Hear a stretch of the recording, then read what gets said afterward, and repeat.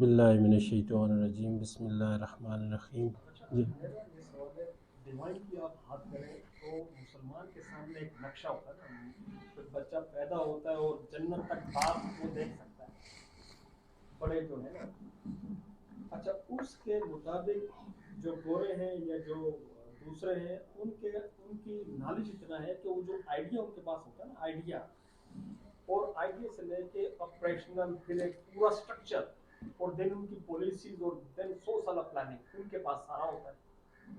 تو اس میں ہم جو مسلمان ہیں ہم مار کیوں کھا رہے ہیں کہ عبادت جنت تک تو ہمیں ساری چیزیں کلیئر ہیں، پر دنیا میں گزارنے کے لیے وہ تھاٹ انٹلیکچوئل وہ انڈیپینڈنٹ وہ بالکل نہیں ہے. تو ہمیں تو مجھے لگتا ہے کہ محنت کے ساتھ ہر چیز ہمیں کرنی پڑ رہی ہے. کیوں؟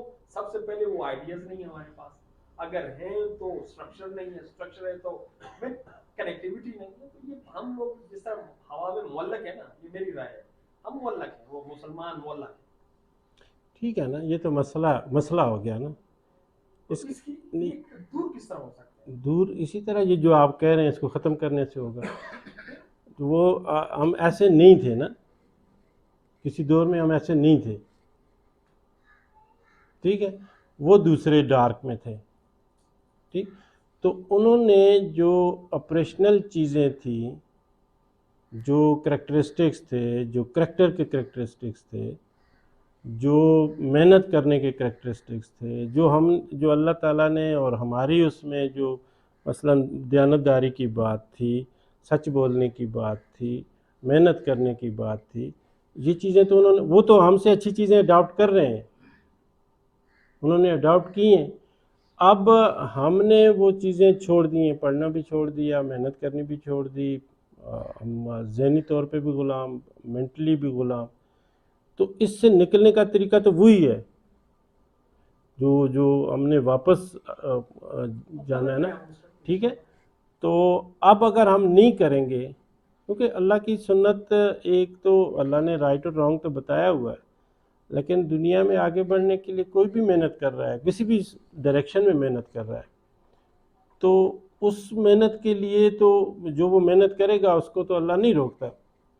تو اگر دنیا میں ہمیں ایک عام سوال ہم سب اگر وہ کریں کہ بھئی ہمیں اگر دنیا میں آگے بڑھنا ہے یا کوئی بھی کام کرنا ہے جس میں ہم نے ایکسلنٹ ہونا ہے، تو اس کے لیے ہمیں کیا کرنا چاہیے؟ تو اس کے لیے ہمیں یہی کرنا چاہیے کہ ہمیں محنت کرنی چاہیے، ہمیں لیٹسٹ نالج اور اسکل سیکھنی چاہیے، اور ہمیں لوگوں سے سیکھنا چاہیے، ہمیں آنیسٹ ہونا چاہیے، پادر ہونا چاہیے. اور یہ بدبختی یہ ہے کہ ہمارے پاس وہ نقشہ جو جس طرح آپ نے کہا کہ وہ موجود ہے، لیکن ہمیں اس طرح کی انڈرسٹینڈنگ نہیں، ٹھیک ہے نا. باقی کوئی نقشہ نہیں ہے. تو اب یہ اگر کل جو ہے وہ ان کے پاس یہ کلیئرٹی آ گئی تو اگین رول وہ کریں گے نا. تو ہمیں وہ جنت کا نقشہ ہمیں اس طرح تو کلیئر ہے، لیکن میرا خیال میں جو اس سے درد ہوتا ہے، جو اس سے سمجھ، جو بلیف ہوتا ہے، جو اس کی انڈرسٹینڈنگ ہمیں نہیں ہے. ورنہ اگر ہم یہ کہتا ہے کہ اللہ کہتا ہے یہ سود حرام ہے، تو اس میں تو ڈیبیٹ ہونی نہیں چاہیے اگر وہ بلیو ہے تو، ٹھیک ہے. اللہ کہتا ہے جوا حرام ہے، تو ڈیبیٹ ہونی نہیں چاہیے اگر بلیو ہے تو، ٹھیک ہے نا. تو ایسا نہیں ہے کہ وہ لوگ جو ہیں وہ اس سے انہوں نے آنکھیں نہیں بند کی ہوئی. ابھی پچھلے دنوں سر نے شیئر بھی کی تھی، رشیا نے الاؤ کر دیا ہے کہ یہ جو پاپولیشن اب بڑھ رہی ہے، مسلم پاپولیشن بڑھ رہی ہے، تو انہوں نے جو ہے وہ مسجد بھی اسلامی بینکنگ کو وہاں پہ اسٹیبلش کر دیا ہے. 2008 میں دنیا میں کرائسس آئے تو دنیا میں جو فائنینشیل انسٹیٹیوشنز جو اسلامک پرنسپلز کو فالو کر رہے تھے وہ سب سے کم ہرٹ ہوئے، کم ڈیمیج ہوئے، بلکہ نہیں ڈیمیج ہوئے. اور دوسری طرف جو ہے وہ دنیا کے بڑے بڑے بینک جو ہیں ٹاپ کے، لیمن برادرز اور دوسرے بینک جو ٹاپ کے بینکس تھے، وہ جو ہے وہ بینکرفٹ ہو گئے. تو امریکن کانگریس میں انہوں نے بلایا کہ ریسرچ کر کے ہمیں پریزنٹ کی جائے کہ یہ اسلامک بینکنگ کن پرنسپل پہ چلتی ہے. ہماری پارلیمنٹ میں تو کوئی اس طرح کی ریسرچ نہیں پریزنٹ ہوتی. میں نے وہ آرٹیکل پڑھے ہیں, پڑھاتا ہوں وہ آرٹیکل, جس پہ انہوں نے دیکھا ہے کہ اس کی فاؤنڈیشن کیا ہے. ٹھیک ہے, آئی ایم ایف کے میں 2003 میں گیا ٹریننگ پہ, تو اس وقت ان کے اکاؤنٹنگ سسٹم جو ہے وہ اس پہ کام کر رہے تھے کہ اسلامک فنانس کی بنیاد پہ اکاؤنٹنگ سسٹم کیا ہونا چاہیے. انہوں نے ہمیں کہا کہ آپ پریزنٹ کریں, تو ہمیں تو یہ نہیں ہے کہ وہ سوئے ہوئے ہیں, ہم سوئے ہوئے ہیں. تو اس سے نکلنے کا طریقہ ایک ہی ہے کہ ہم جاگ جائیں, اور یہ صرف کسی ایک اس میں نہیں ہے. ہم نے پورے سسٹم کو جب تک وہ نہیں چینج کرنا, کلیکٹیو چینج نہیں کریں گے, تو ہمارے بیٹھنے سے, ہماری خواہشوں سے یہ چیزیں نہیں ہوں گی. تو یہ اس طرح کے سیشنز اسی کے سلسلے کی کڑی ہیں, تو ہمیں اس کو آگے بڑھنا چاہیے. جیسا کہ آپ نے کہا ہے کہ ایک زمانے میں ہم ایسے نہیں تھے, اس زمانے کو تھوڑا سا یاد کرتے ہیں. حضور صلی اللہ علیہ وسلم کا مدینے کا دور تھا, خلفائے راشدین کا دور تھا, تو اس وقت بھی تو مالی معاملات ہوتے تھے, سودے ہوتے تھے, قرض ہوتے تھے, لین دین ہوتے تھے, وہ بڑی کامیابی سے ہوتے تھے, سود کے بغیر ہوتا تھا سب کچھ. اور جو کفالت یا تکافل یا انشورنس ہے, اسٹیٹ کی ذمہ داری ہوتی تھی. اگر کوئی بیوہ بچ کی ہے, کوئی یتیم ہے, ان سب کی کفالت اسٹیٹ نے کرنی, اسلامی ریاست نے کرنی.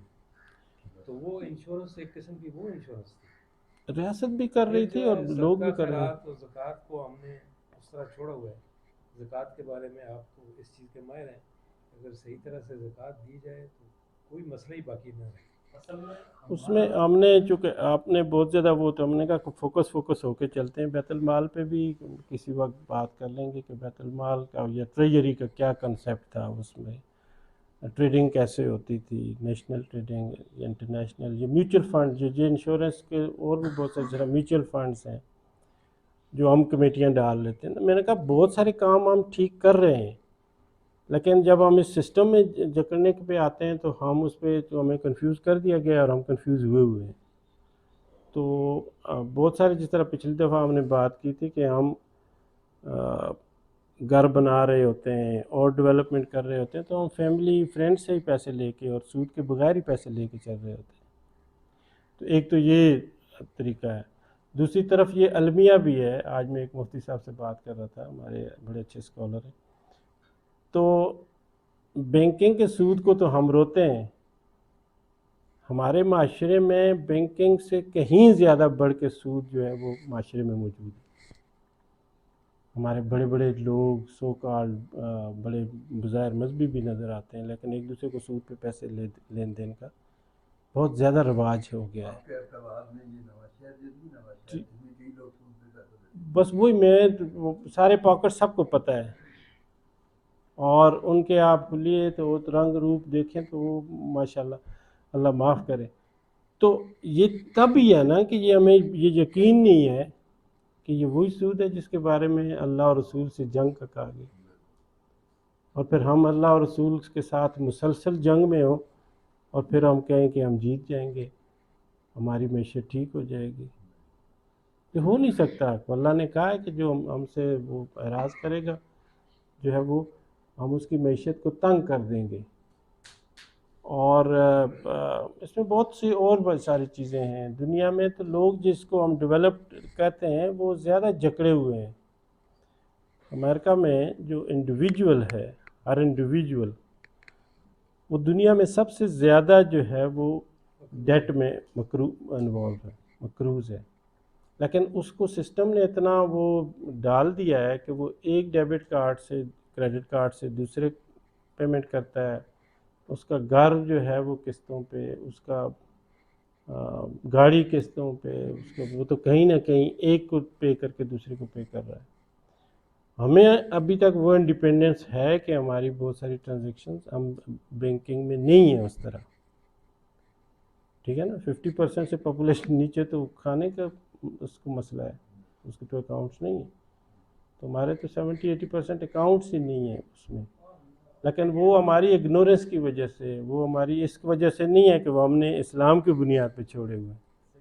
یہ پھر دوسرا فیکٹ ہے. کچھ نالائکیوں کا فائدہ بھی ہوتا ہے. تو ایک اس معاشرے کی میں نے جو بریکی دیکھی ہے نا، ہمارا جو فیملی سسٹم تباہ ہو گیا ہے نا، رشتہ داریاں وہ مل کے ایک دوسرے کے ساتھ تعلق ٹوٹ رہا ہے.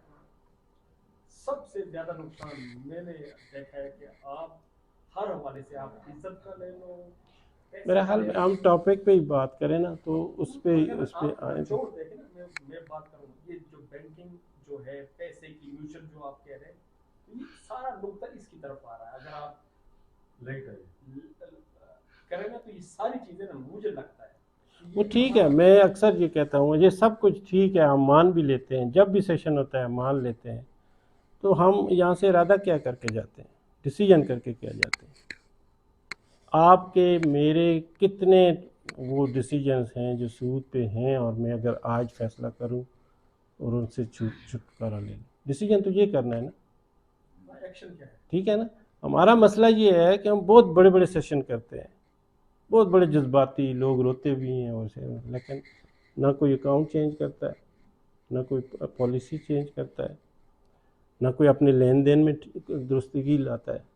پھر جا کے وہ جی خراب ہے تو ٹھیک ہے، تو وہ اس میں اپنے لیے جسٹیفائی کرنے کی کوشش کر رہے ہیں. تو ہمیں یہ کوشش کرنی چاہیے، ہم جو یہاں لوگ بیٹھے ہوئے ہیں، کہ ہم جا کے آج کے بعد ہماری جو ٹرانزیکشنز ہیں، جہاں ہم فنانشیل انسٹیٹیوشنز کے ساتھ انوالو ہیں، جہاں ہمیں غرر نظر آتا ہے، جہاں ہمیں ربا نظر آتا ہے، اس سے ہم کیسے چھٹکارا حاصل کریں، اپنی نسلوں کو کیسے چھٹکارا حاصل کروائیں. اپنے اکاؤنٹس چیک کریں، آپ کے اکاؤنٹس کہاں کہاں ہیں سب کو پتہ ہوگا. تو وہ ڈیسیجن ضرور کریں، اور اپنی جنریشنز کو بھی، اپنے بچوں کے اکاؤنٹس آپ کہاں کھول رہے ہیں. تو جہاں جہاں بچ سکتے ہیں، پھر آپ انٹلیکچوئل لیول پہ یہ بات آگے کیسے پہنچا رہے ہیں. تو ہم تو اس کے مکلف ہیں نا. کوئی ریسرچ کر سکتا ہے تو وہ ریسرچ ڈھونڈ کے وہ کرے کہ جی یہ اس دور میں یہ اس طرح کا فنانشل سسٹم تھا. مغل امپائر جو تھی تو اس کے دوران جو ہے وہ اس کا حکومت کا نظام کیسے چلتا تھا. خلافت عثمانیہ میں پوری دنیا میں تھی، اس کا فنانشل سسٹم کیسے چلتا تھا. یہ نظام چلتے تھے نا. تو یہ چیزیں ہمیں اب سرچ کریں نا، اب یوٹیوب پہ یہ کوشچن ڈالیں نا تو آپ کو نہیں ملیں گے. آپ ٹماٹر کاٹنے کا طریقہ ڈھونڈنے تو مل جائے گا. آپ اسلامک حکومت کے ٹریجری چلانے کا طریقہ یوٹیوب پہ ڈھونڈیں نا آپ، تو یہ چیزیں ہمیں نہیں ملیں گی نا، کیونکہ اس پہ ہم نے کام ہی نہیں کیا. آپ کے لیکچر یوٹیوب پہ آ رہے ہیں. خیر میرا تو وہ لیول نہیں ہے، لیکن یہ ہم سب نے کوئی ایک چھوٹی سی بات سمجھ آئے ریفرنس کے ساتھ ہمیں ڈالنی چاہیے. تو کہیں سے کوئی چیزیں نہیں مل رہی. خالد بھائی اتنے تو آئیں گے. وما علینا الا البلاغ.